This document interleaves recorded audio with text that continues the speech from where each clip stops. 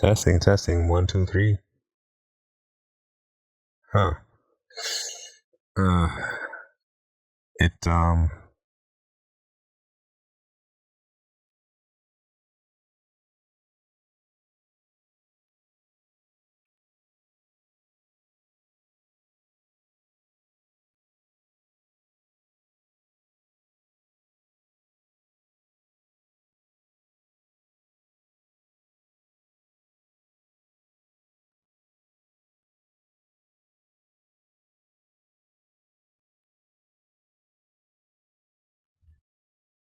Hmm.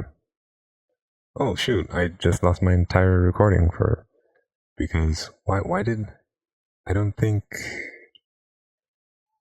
my other program was recording, so I lost everything. Oh, I have to do this over again.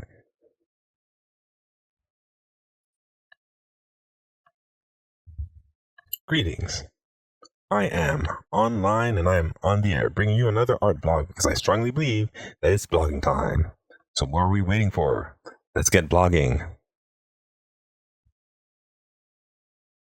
Hey everyone. Lately I've realized that my blog has drifted away from its original purpose. Initially, I started this blog to showcase my latest projects and connect with other artists and enthusiasts. However, it's turned into a bit of a venting space, which wasn't my original intention. So, I'm refocusing and getting back to sharing my creative process and the cool stuff I've been working on. Recently, I've been diving into Substance Painter to texture a giant robot model I created in Maya. Who doesn't love giant robots, right? I'm sure some of you can relate. Here's a quick rundown of my process.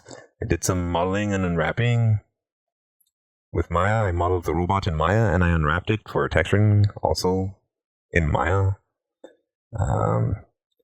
And all of the other stuff was basically just Substance Painter, doing stuff in Substance Painter. Base colors, Substance Painter. Baking out mesh maps, Substance Painter. Masking layer, Substance Painter.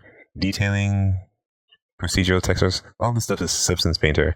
I started with base colors, which are essentially the diffuse colors or albedos, or where the heck these things are classified as these days. They seem to change like every 5 years or so. Or maybe it's just like the different programs that have different classifications for base colors or diffuse colors or albedos or what have yous.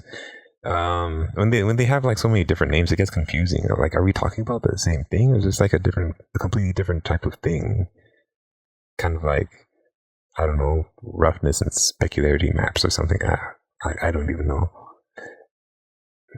I can't stress enough how important it is to bake out your mesh maps. You know, like things like the IDs, the normals, the ambient occlusions, things like that. These maps are crucial for procedural textures in Substance Painter. Now, using fill layers and masks, I apply different textures and colors to various parts of the robot. This approach is flexible and allows for easy adjustments. I used grunge maps and other textures to add weathering and detail, making sure not to overdo it and end up with a messy look. There seems to be a juggling, a balancing act here going on here. You want to add plenty of details, have it like relatively equally distributed throughout your model, throughout your mesh, but you have to be careful as to not to put too much on.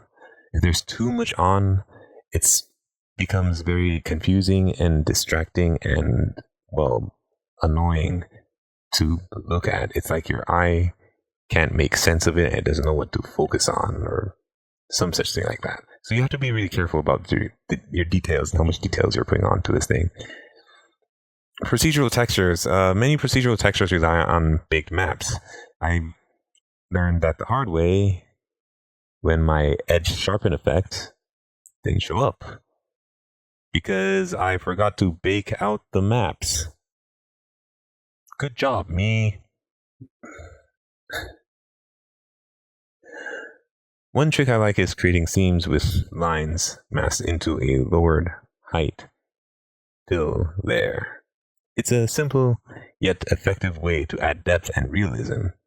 I've always been more of a technical person, figuring out how to use tools like Maya or Blender to build almost anything.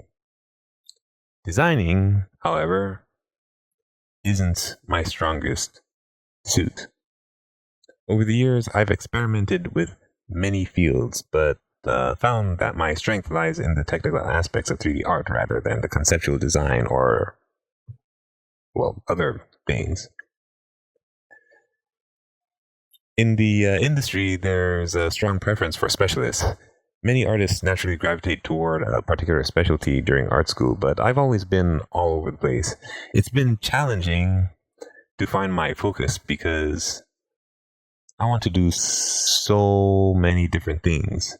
But for now, I'm focusing on the 3D stuff, like 3D art, Maya, modeling, texturing, that kind of stuff. This is my focus right now. This project with Substance Painter, it has been a learning experience. I'm pleased with the progress, even though I see areas for improvement. Each project teaches me something new and helps me refine my skills. I'm excited to continue creating and improving my work, adding more to my portfolio along the way. Thank you for sticking with me on this journey. I'd love to hear about your experiences with finding your niche in the creative field or any tips you have for texturing in Substance Painter.